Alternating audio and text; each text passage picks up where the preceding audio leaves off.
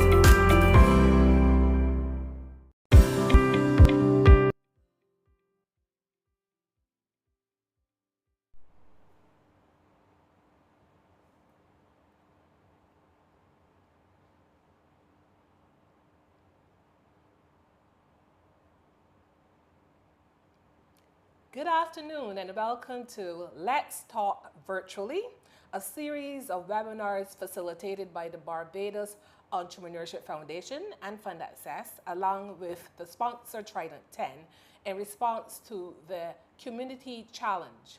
I am your host, Christine Jones, representing Fund Access. Normally, you would reserve thanks to the end of any session, but this time I'm just going to do something just a little bit different. I want to extend heartfelt thanks to Karen Sue, who filled in on my behalf in the last 4 sessions. Now, today marks the 5th of 8 webinars addressing a range of business matters. Our presenter today is Roger Taylor, and he will be discussing technology for business.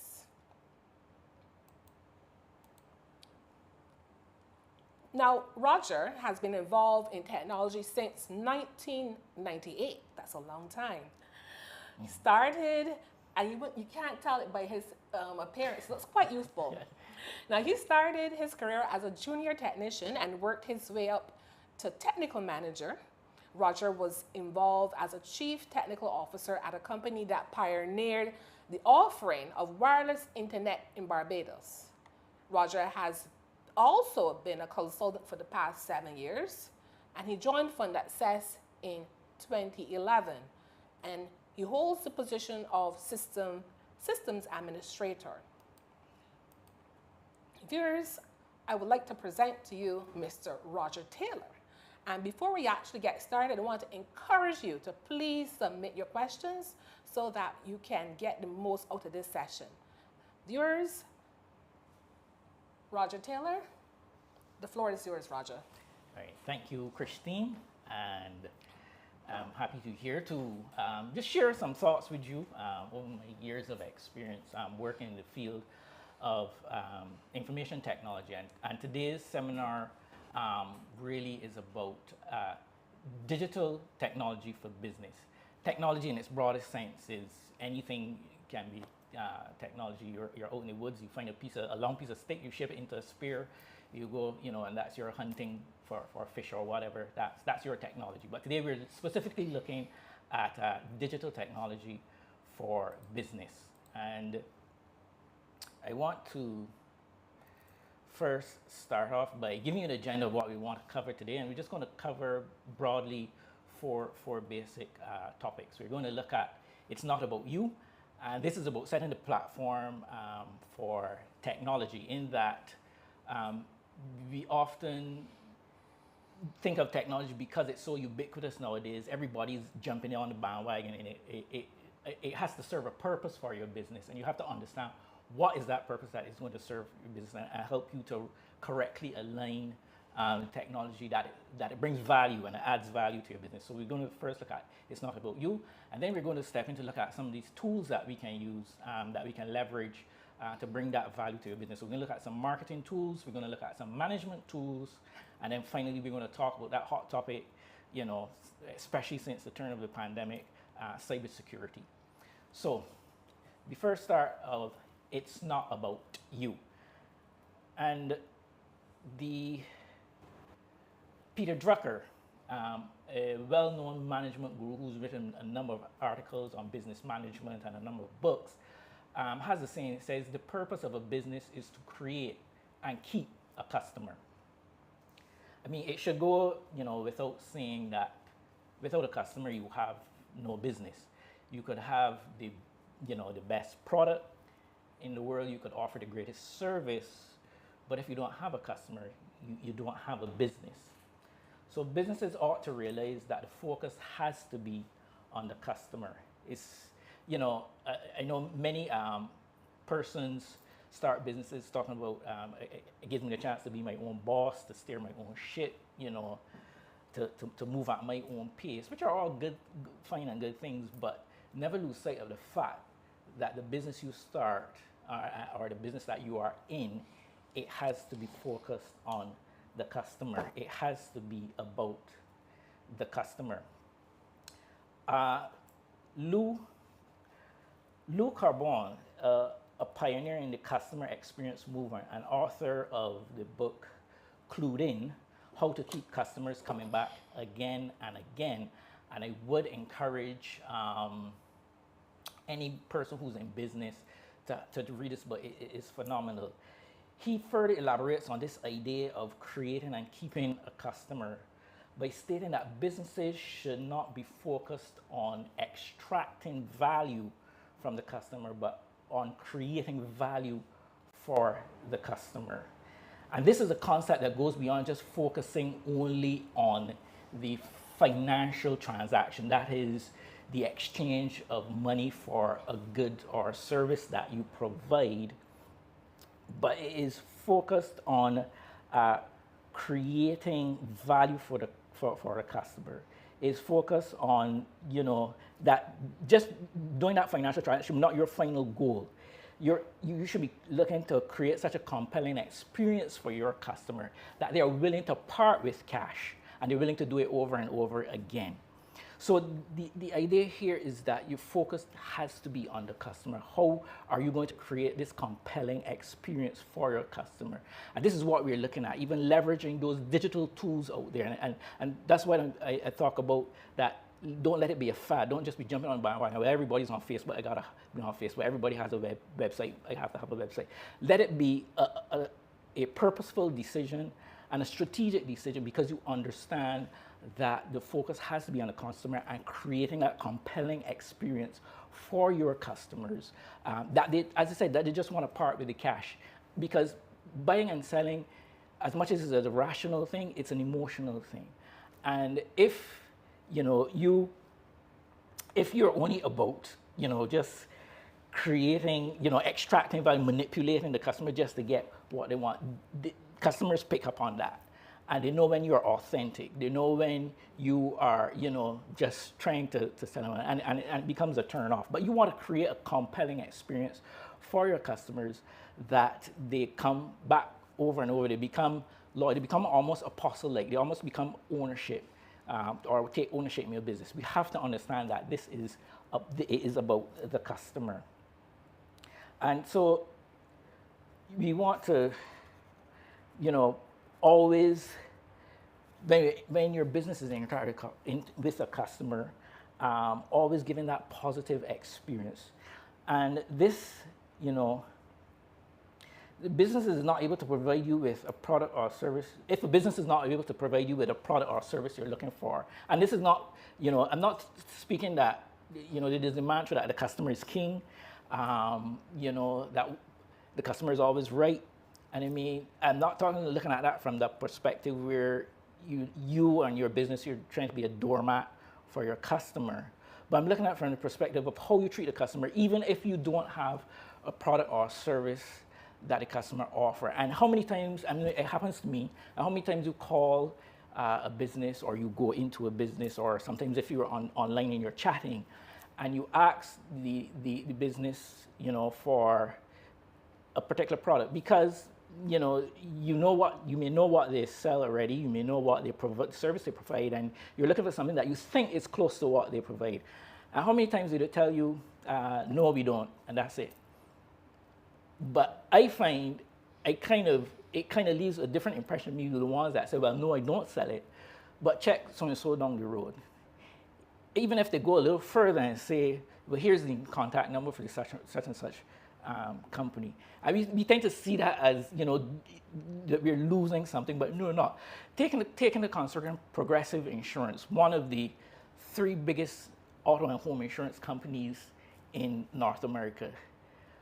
One thing they did many years ago, and it was even through consultation with, I believe, the same Lou Carbon, they decided to put the rates of their competitors online on their website, even if the price is lower. But we seem to have this idea that, we have to safeguard, ourselves. We kind of feel threatened by the competition, but then we forget, in our concentrating on some of these things, we forget that it's really about the customer. And we need to understand that our product and our service is only but part of that customer experience. And it is all those things that we do that creates that experience. And I can tell you this, I do make a mental note when I go into an organization and I ask that question, they don't have it, but it guides me somewhere else.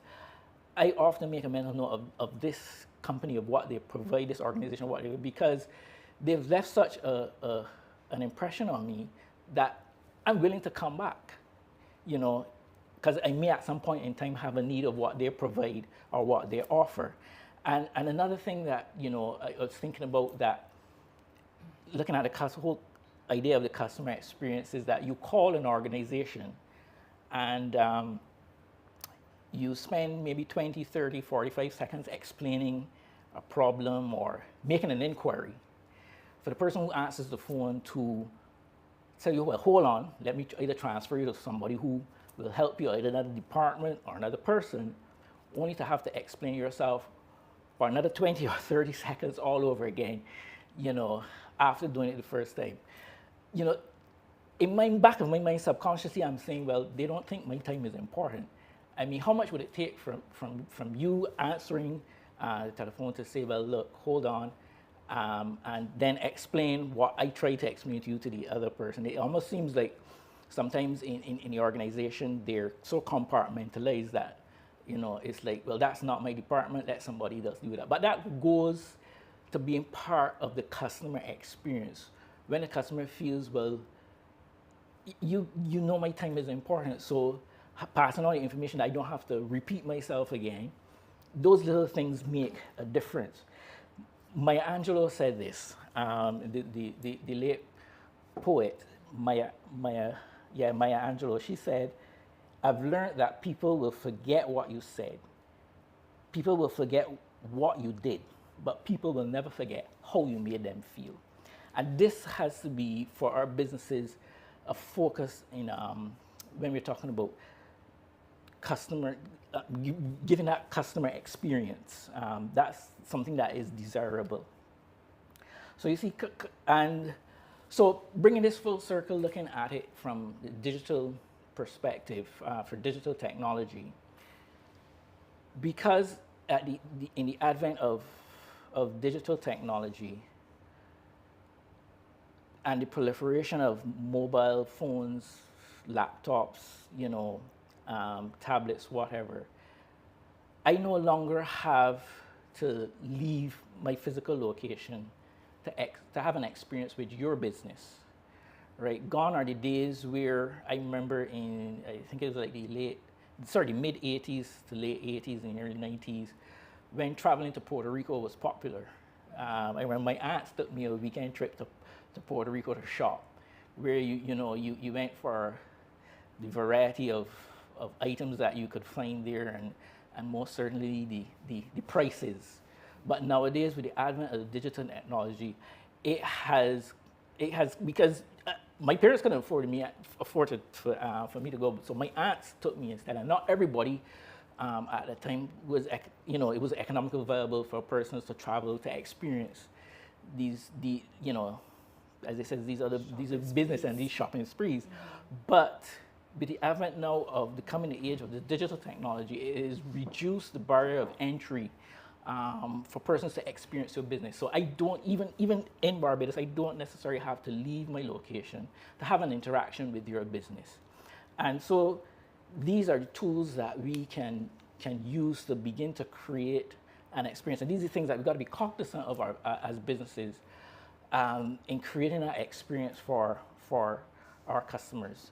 So it is, again, it's always about the customer. So with that in mind, I hope to begin to look at some relevant digital technologies to your business and how you can leverage these technologies to create a desirable experience for your customers.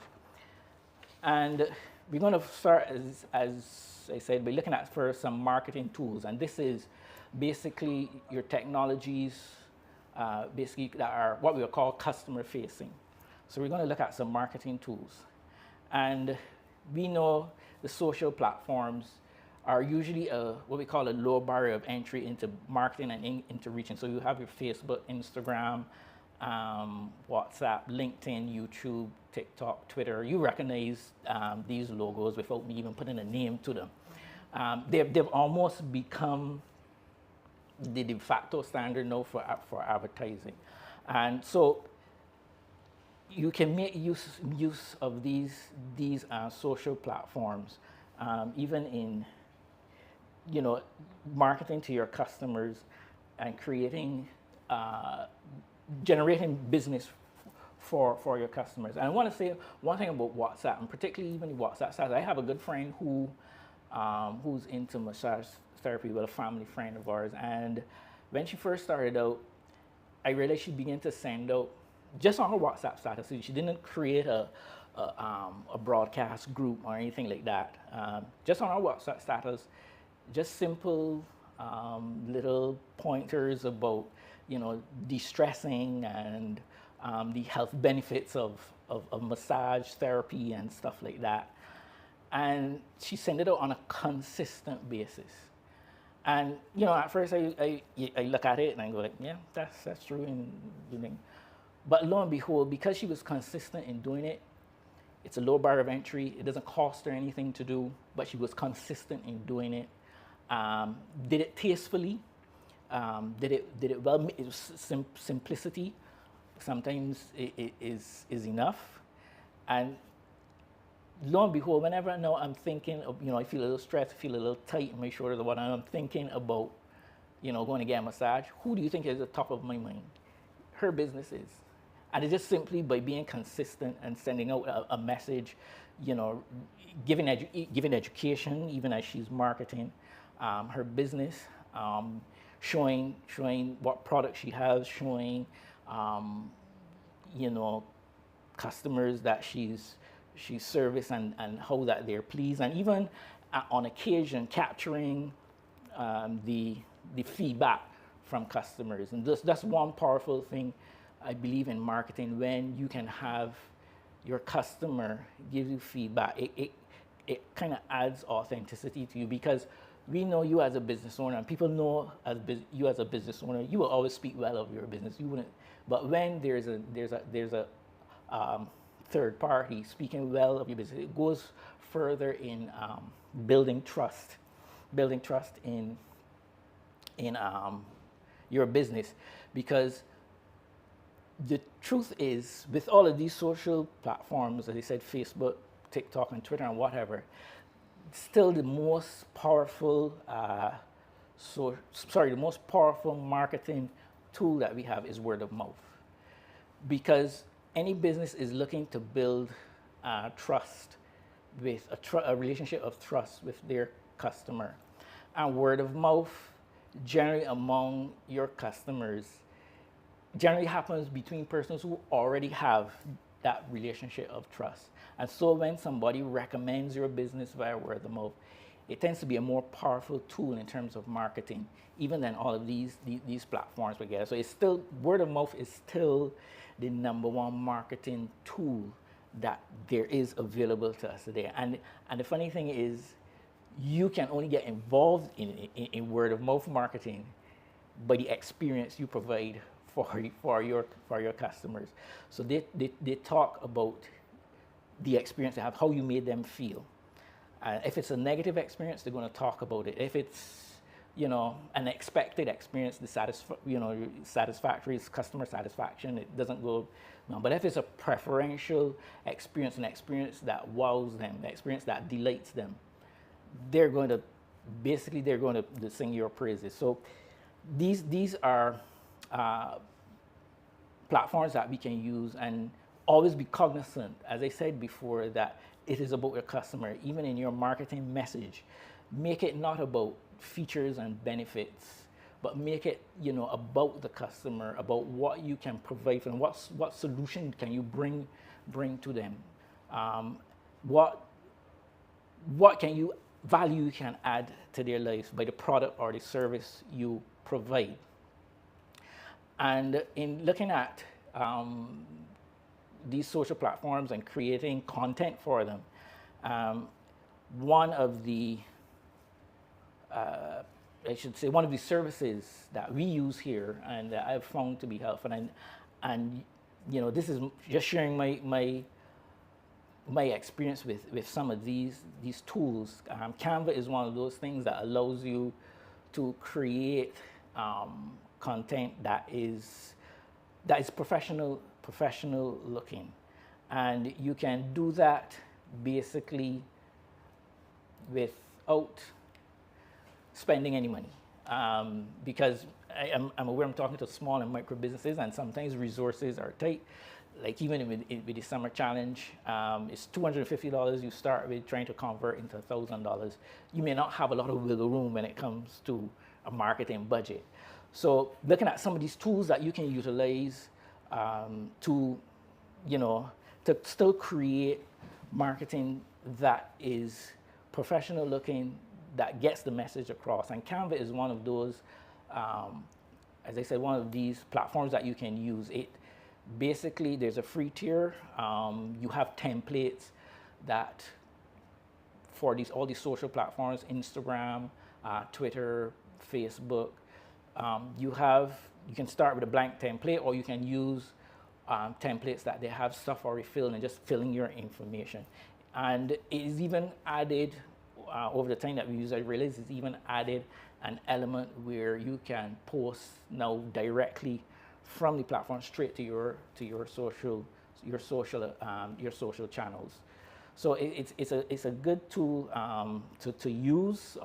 And as I said, there's a free tier. There are other tiers basically that would allow you to do more, and you can look at those when you get a chance. You get a chance to discover this particular tool. All right, just bring back up, right? So one of the other things that I want to look at, even in this vein in social media marketing, is the social management tools, or SMM as they're called, social media management tools. And I would say you should consider a social media management tool, particularly if you're marketing on more than one platform. It does help managing content, and it does help managing your content, makes it a little easier. What happens with these social media management tools is you plug in the platforms that you're in, whether it's Facebook, Instagram, Twitter, or whatever. You plug them in. You can schedule your content, create your content all in one, and then schedule it to go out on a schedule, basically, at times you set. And it also provides feedback for you. They tend to provide a lot of feedback for you in terms of how your campaign went, what was the click-through rate and that sort of thing. So you know, well, look, this didn't perform so well, this performed pretty good. And so you can even then curtail or structure your content differently that it gets the most attention. And some of these social media management tools like socialchamp.io, socialbee.io, and Hootsuite. These are just a few. There are many of them out there. And the two here, SocialChamp and Hootsuite, does have a free tier. It's limited in that I think on SocialChamp you can only have 3 social media accounts if you're using the free tier. Hootsuite only would give you 2. But this can be useful, instead of trying to create content for one channel and then no channel. It makes management of your marketing using your social media platforms a lot more streamlined. And one of the things that it does help with is communication back to you through your social media channels. They have what they call inbox, so that if somebody messages you on Facebook or Instagram, it all goes on one place, so you check it. So you're not hopping between these different platforms trying to see what persons are seeing. And even on that note, I want to say that it's kind of not a good experience if your customers or even potential customers are asking questions on Facebook or asking questions on Instagram and they receive no response. It kind of says in the back of the mind, well, like I said, they just put this up because it's the in thing to do. Subconsciously, this is what your customers might be thinking, that they're not really serious about marketing. So remember that marketing is about communication, and communication is a two-way street. So if you're putting out a message, you should be anticipating back a response, at some point in time. So looking at marketing as a two-way street, so that when you put out content on your Facebook page, on your Instagram page, or whatever, and somebody responds, even if you don't get back to them immediately, but make some time in your schedule to respond to questions, to queries. Even if you use the built-in canned response that Facebook has, it's better than not having anything being said at all. The person's query just drops through a black hole. It does not, as again, it goes back to, it's about the customer. It does not feel, good when that happens. When that happens, to you as a client, it's like I'm being ignored. Nobody likes to be ignored. So remember, your marketing communication. It's a two-way street. Always put something in place that persons can get a response. Even, as I said, on Facebook, if you use the canned a canned response which says, well, if you want to find out more information, give us a call at, and you give them the number. It's better than, total silence. You fell through a black hole. So remember that in marketing your social.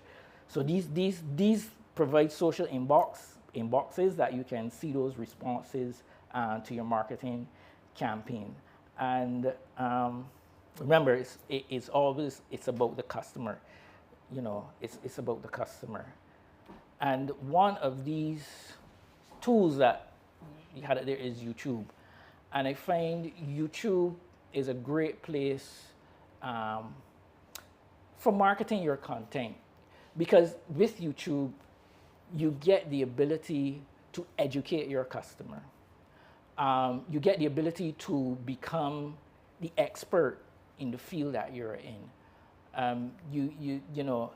A lot of content creators now, a lot of businesses, and certainly some that I do listen to, they even explain the process of how they do business. How they win contracts, how they do projects, and they put it on YouTube.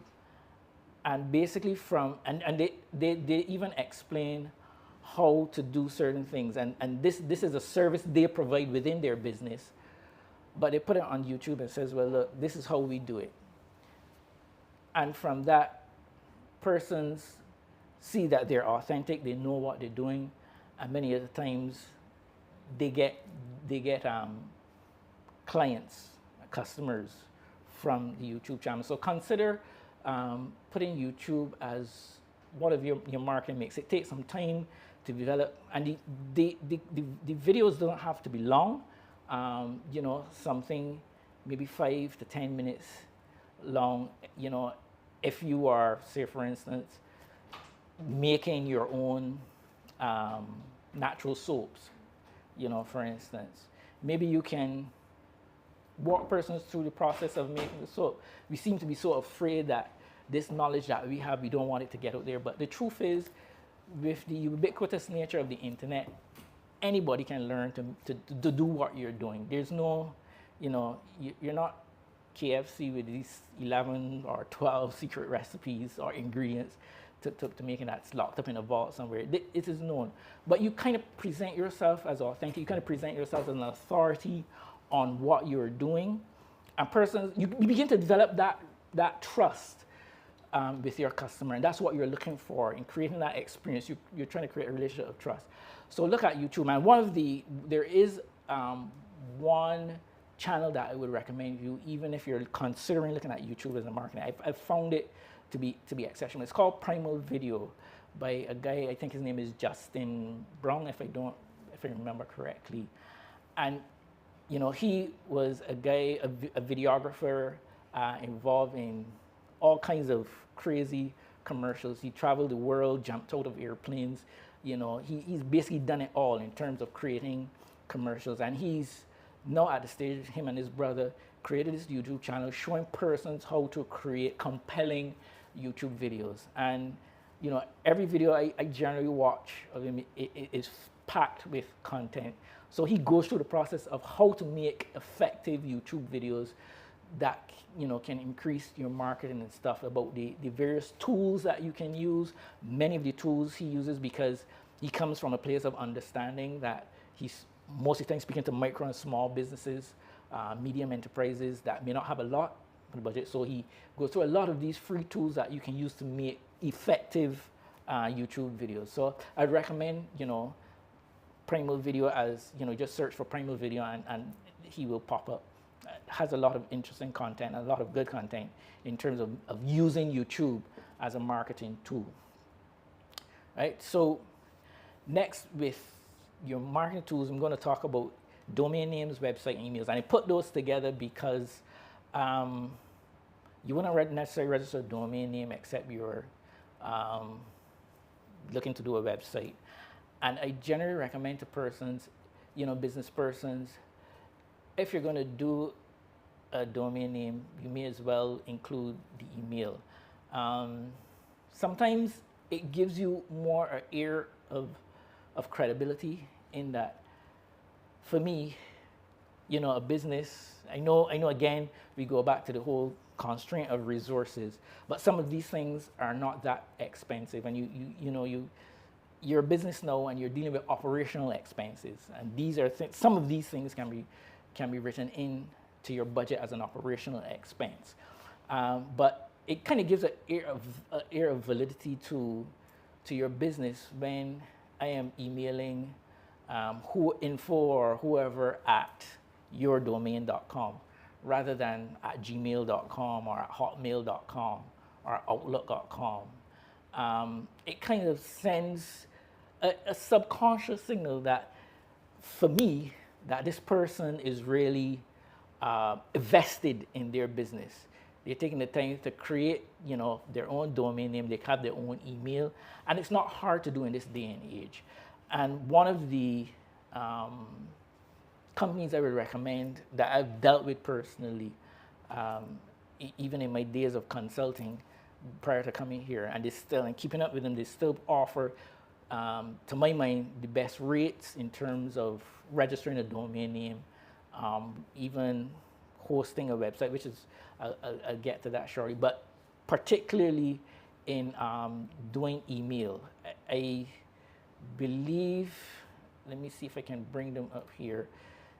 They have business email packages that start as low as, I think it's less than $5 per year per email address, if I'm not mistaken. I'm trying to find the prices so you would see for yourself, but you can check it out. And that's nothing compared to the fact that you're going to be doing business, particularly on this email. You want to present yourself in a professional manner, and you can do this, at very little cost. I think it's like $2.98 or so per email address per year. And so one of the things with the email address too, you can get an email address and you can get what you call an alias, meaning, so for instance, if I'm roger.taylor at fundaccess.org, for argument's sake, which I am, I can now have an alias to say info at Fund or accounts. And basically that can be, or sales or technical support. And you email that email address, and I will still receive the email. And those, what we call aliases, which again kind of gives your company an air of that you are serious about what you're doing. It gives these domain aliases are at no cost. I think on Namecheap you get up to 30 of them that you can use. So it's almost like having more than one email inbox for the price of just $2.98 per year. This is not per month, but per year, if I'm not mistaken. I wish I had that they made the pricing a little more straightforward in terms of finding it. But you can have a look at it. It is still, from what I remember, one of the cheaper alternatives in terms of email. And having that email account, you can put it on the app on your phone. You have it with you all the time. You're able to respond on the go. I remember a little anecdotal story. In my 7 years of consulting, I remember going to a client. Well, actually, this was a client of a colleague of mine who was doing some work for him, and he's speaking to me. He does projects all over the Caribbean and does fairly big projects. And I remember him sitting down with me and saying, with the advent of email on the phone, he was so happy that he had email on the phone because he had been on a project in another island and was traveling to somewhere else. And the principals for that project were asking him questions that they needed answers to, in order for him, to get over the hurdle to close out on the project. And he said he was so happy that even though he was away from his computer in his office and in another country, he was able to answer on his phone, answer those emails, and basically close out the project by giving timely answers to those emails. So these are the sort of technologies that you can make use and to make use of them to, as I said, create a preferential customer experience for your clients, for your customers. So consider, using Namecheap, registering a domain, getting an email address. And now looking at websites. Again, don't just put up a website because everybody says you got to do a website. You're in business and you're in the 21st century, you must have a website. Let there be a reason behind why you're doing your website. If you're in a business, if you're in a business, like, you could still have a website. You're a coconut vendor. Then everybody's bombarding you. Gotta get a website. You're in business, you gotta get a website. It's like, I sell coconuts on a Sunday. What do you need a website for? You have to align the technology and the tools to make sense. And one of the offerings, generally websites, which I'm not a big fan of, but I know a lot of other persons, some persons, not a lot, I should say, push, is what we call the WYSIWYG tools for these websites, where it's what you see is what you get, where a lot of these, even Namecheap does it, and a lot of the other popular hosting companies where your website is housed and delivered to the world, like GoDaddy and HostGator, Bluehost. There are a number of them out there. I'm not a fan of these WYSIWYG sites, except you are a technical person, you know what you're doing. I mean, they provide for you some very good templates and what's not. But a website should be something that is strategic. First, you need to understand what it is you're trying to deliver, to your customers through your website. Is it just providing information on your service, on your product? Are you going to have an e-commerce component to it? Do you see a demand for, e-commerce traffic on your website? Because anytime you get into e-commerce, you are going to have a cost attached to that. No two ways about it. I've seen persons do the social media selling where they sometimes put the price on, sometimes they don't. When you don't put a price on, I don't get why. But you then have to message the person and say, well, yeah, I want such and such. How do I get it? Says, well, I'll meet you at X time with this X place. Just bring the cash. That is kind of a workaround, and I guess it might work for some people. But if you're going to sell online, you might as well go the whole hog, because the whole idea of the technology is create as less friction as possible for your customers. And the closer you can bring your customer to closing that sale, the better for you. And so if you're going to consider a website and you're going to consider a component of e-commerce, you're going to have to look at spending money. But Roger, go ahead. I'm really sorry.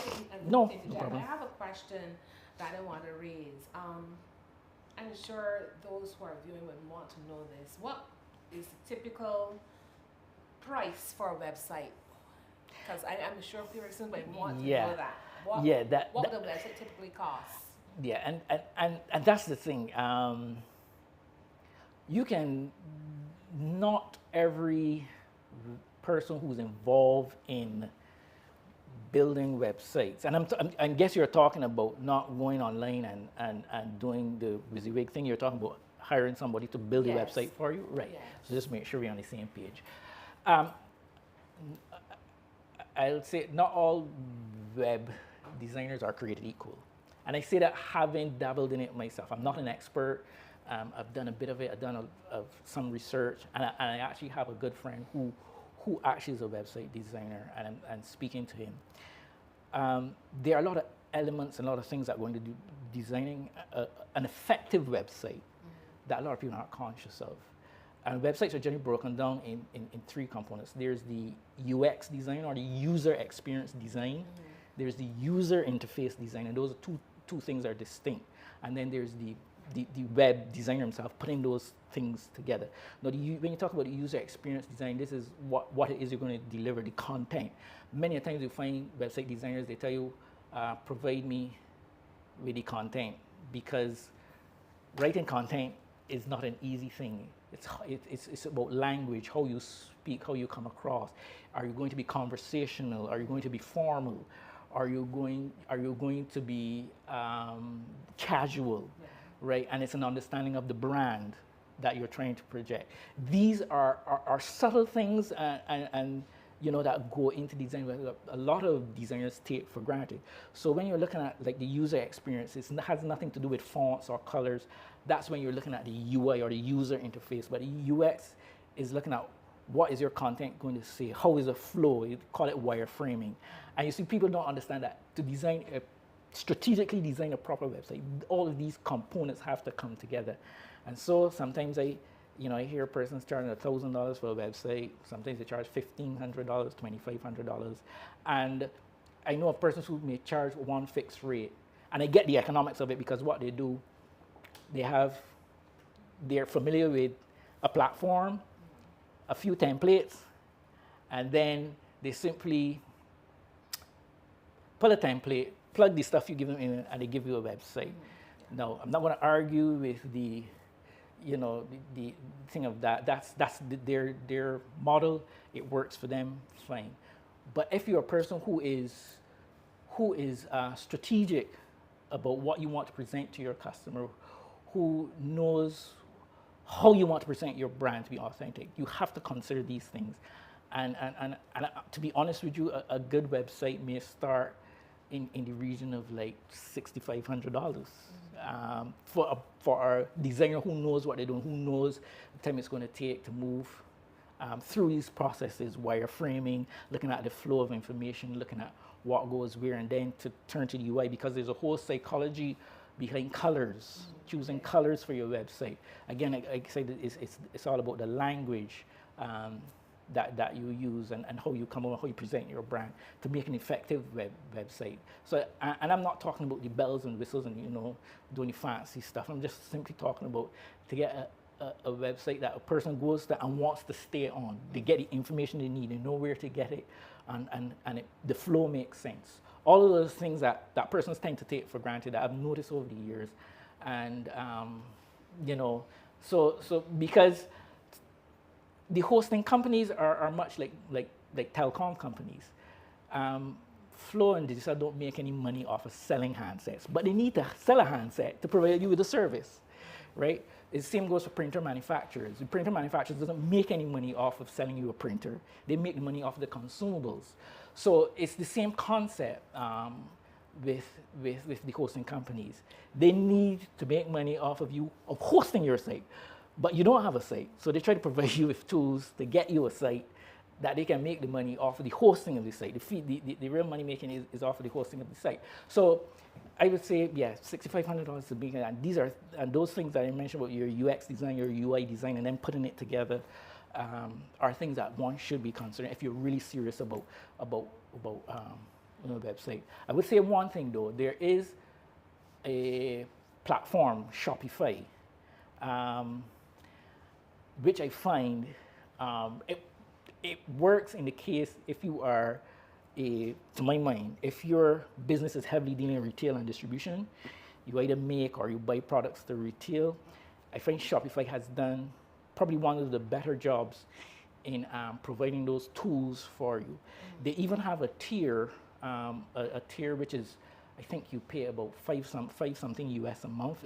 It's like their lowest bar of entry, where they provide you with a backend, but they allow you to sell directly via Facebook or Instagram. So you put your product in there, and again, it can keep track of your inventory of your product, which is fantastic, so that persons will always know what you have on hand and what you're doing.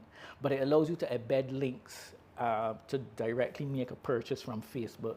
I think it's a phenomenal thing that if you're into retail and distribution and your business is heavily driven by just selling product, that's a good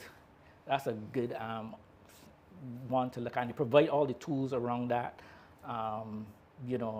looking at even marketing and stuff like that. So I find that Shopify is one of those platforms that actually has gotten it, to my mind, very close to being right in terms of even the templates they provide.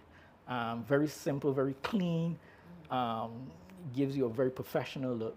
You just plug in information and away you go. And you can track your sales and stuff like that behind the background. And they also provide for our region, for Barbados, what we call payment gateways. So two off the top of my head, I remember is PayPal Express. And again, if you're getting into e-commerce, you're going to have to be aware that you are going to incur charges. So I think PayPal Express charges you something like 3.5% on every transaction plus a 25 cents processing fee or something like that. So you're going to have to consider that when you, particularly when you're pricing your product, that you're going to be charged and take that into consideration. But they do a fantastic job. So it makes it easier for a person going onto your Facebook. They see the product, they like it, they buy it immediately, and all the back end work is taken care of by the platform. Okay, I don't see any questions as yet, but I have one question. Sure. You talked about Spotify. What are your thoughts on GoDaddy.com? Yeah, GoDaddy, probably one of the how should I say it? They're out there in one of the hosting platforms, domain registrars, back in the day to kind of push the whole idea of domain registration and hosting. They do have good prices, but I find personally, and this is my personal opinion now, we as a company used to use them, we've moved away from them. But it's, again, maybe a business model, and I don't quarrel with a person's business model. It's just that choice is infinite, and I can choose to go with you, I can choose to go somewhere else. But it's like they kind of do upselling. So I have a hosting package, they may upsell me on the emails, they're going to upsell me on the SSL certificate to secure your website, particularly if I'm doing, SSL. That's a secure socket layer. That's basically with that little green lock you would see up on the left-hand corner when you're browsing. It's almost a requirement now. A number of years ago, a lot of the big search engine companies like Yahoo and Google got together and said, look, if your website doesn't have an SSL, if the website isn't secure, even if it's not doing financial transaction, they're going to drop you to the bottom of the list when searching for no questions asked. So it was kind of a move of trying to push to make the internet a more secure place to, to serve and do business and stuff. Okay. So yeah, but they seem to upsell you on a lot of the, and I guess, yes, it is, they want to try to get more money, but I'm paying for a hosting package, a couple $100 a year, and then you have to bolt on this, that, that, but they're still out there as pretty close to number one in terms of what they provide. And then personally, I found we had issues now with speed from them, so we moved to a different provider who gave us a lot better rates and kind of more value. Okay. I felt it had more value for what I was spending at the alternative provider. So I mean, you can take that as a personal opinion, but that's just what I found. Right? So just going to quickly move on to management tools, and this is now inward looking in your business. And one of the tools I will always recommend for any business is customer relationship management software. You have a plethora of them out there, but two I've found I'm dealing with Zoho, which is a popular one, which I know even a lot of local companies use here. And one of the things where you want to use a customer relationship management is in particularly not just gathering information like person's contact information, address, and all of that, and how much business you've done with them over the time and all that, but automation is a very big feature in these here, so that, and these can also integrate into your website where you can capture what you call leads. So a person fills out a form, may even be able to fill out like a purchase order or whatever. It goes straight into the CRM system and automates and can send you an email to say, well, this person is interested in X and Y. You can even have automation in terms of you're dealing with a issue with a customer, and you close out that issue. It automatically sends an email to the client, to your customer, to say, well, issue has been resolved.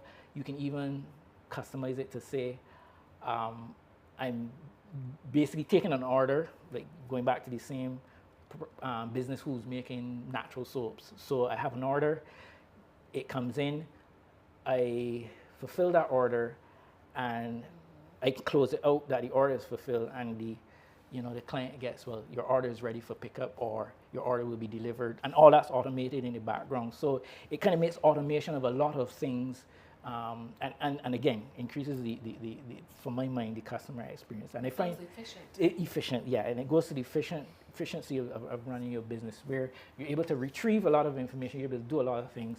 And Zoho CRM is one of those, like the number one out there, and they do offer for small and medium-sized businesses, micro enterprises, a free tier. So you get up to 3 users that can log into your business. Same way you set up, you get, to my mind, a good set of features for what any business would want to do it. Of course, if you want to go beyond that, you pay. Zoho Suite CRM, coming out of Sugar CRM, which is another one. This one is free. If you know what you're doing, I've tested it. It's highly customizable. I have found that I can almost do anything with it, and customizable from the fact that I don't need to know code to customize it, but it still can be a little bit technical. But these are 2 that I found working with them are really good. And you want to provide or want to have your business for automation, and provide efficiencies, as you said before, in the business. It would be remiss of me not to move on to being a financial institution, not to talk about accounting systems. You need to have an accounting system, even if it's something as simple as Excel, right? Even something as simple as Excel, there are many Excel templates. You think QuickBooks is another one that's used, but you have to pay for that. They've now moved to a subscription model across the board, so you can no longer get just like the desktop. And we do have expertise here locally on island. We're setting up QuickBooks and stuff like that. So yeah, you use spreadsheets, and the software you use will be QuickBooks. Backups. This is something often businesses take for granted. Backup. You need to put in place backups. And the principle of 3-2-1 of backup, simply 3 copies of your data, the live data you're using, usually a local copy, and at least one offsite. So that's your 3-2-1. 3 copies, 1 local, 2 types of media. The second media could be a flash drive, could be whatever. That could be your local copy, and then at least one of those copies offsite. One company that I would say actually does all of this in one, SpiderOak. They're actually designed from the ground up with security in mind, and this is basically SpiderOak One. There's their backup solution where you can take any folder on your system, and any changes that are made, they're immediately synced. As long as you have internet connected, it's immediately synced, and they keep revisions of all of your files. So even if you mess up something, you can go back and find an earlier revision of it. I'll quickly move on. Cybersecurity. Last topic, very important. Cybersecurity is a layered approach. It's like an onion. There's never one thing that you can do to be totally secure.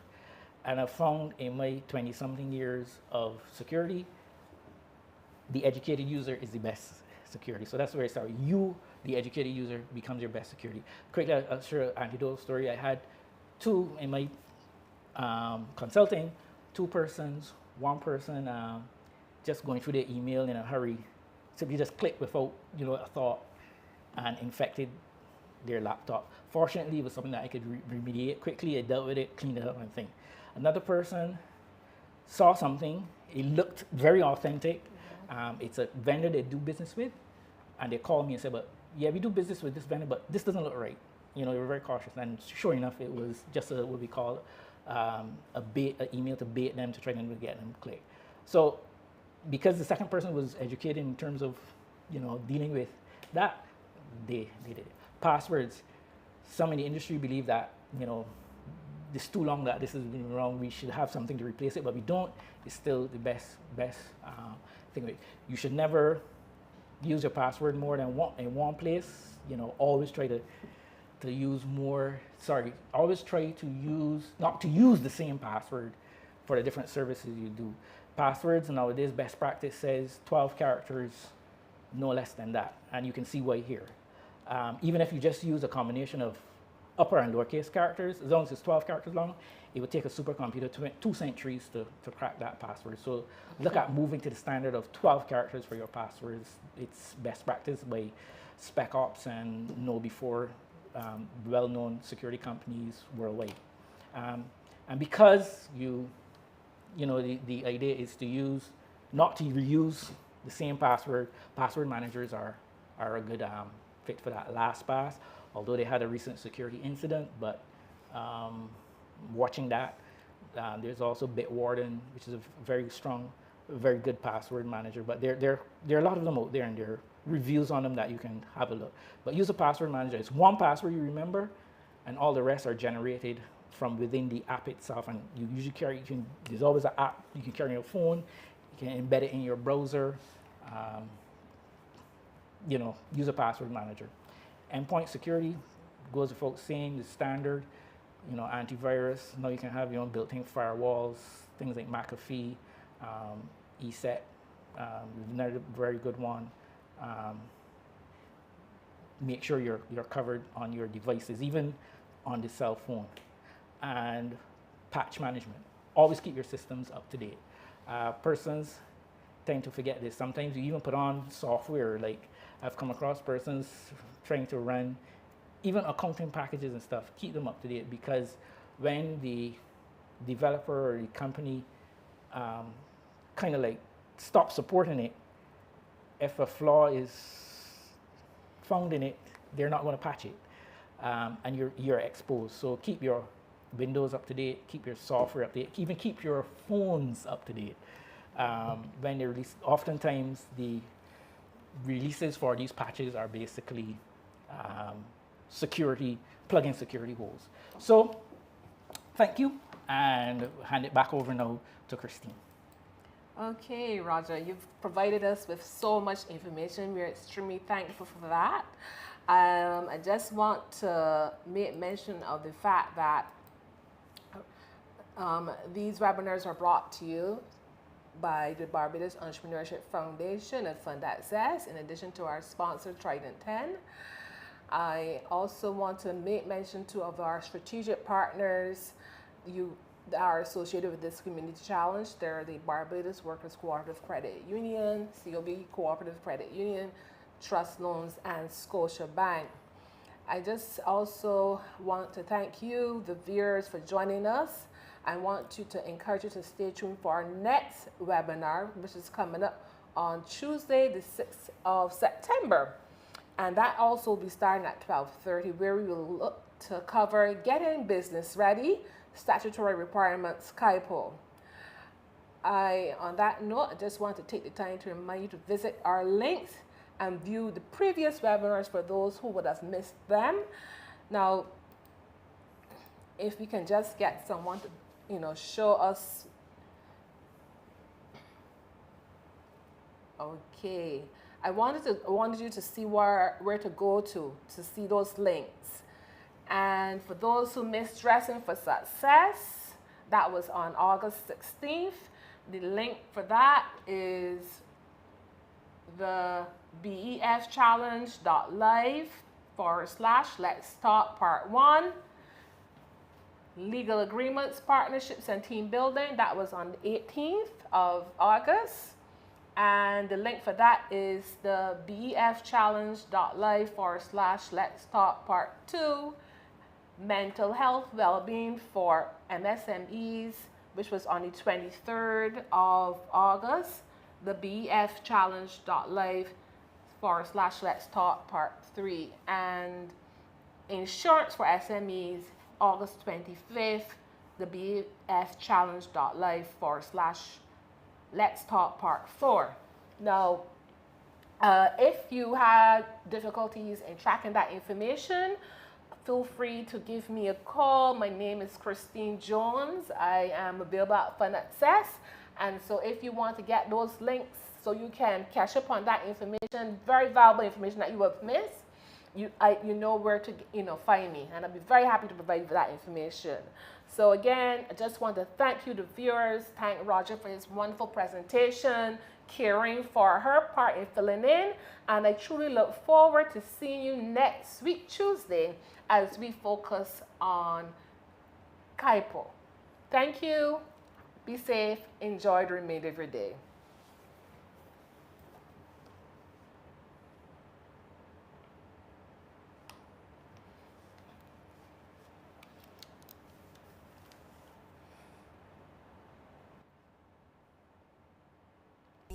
For more than 20 years, FundAccess has been empowering entrepreneurs through access to finance, business training, and technical assistance. So whatever stage you're at, we can help. Call us at 228-1366 or visit us online at www.fundaccess.org. FundAccess, empowering entrepreneurs. It is often said that the longest journey begins with the first step. And here at FundAccess, we give you the courage to start your journey, to grow, to live your dream. For more than 20 years, FundAccess has been empowering entrepreneurs through access to finance, business training, and technical assistance. So whatever stage you're at, we can help. Call us at 228-1366 or visit us online at www.fundaccess.org. FundAccess, empowering entrepreneurs.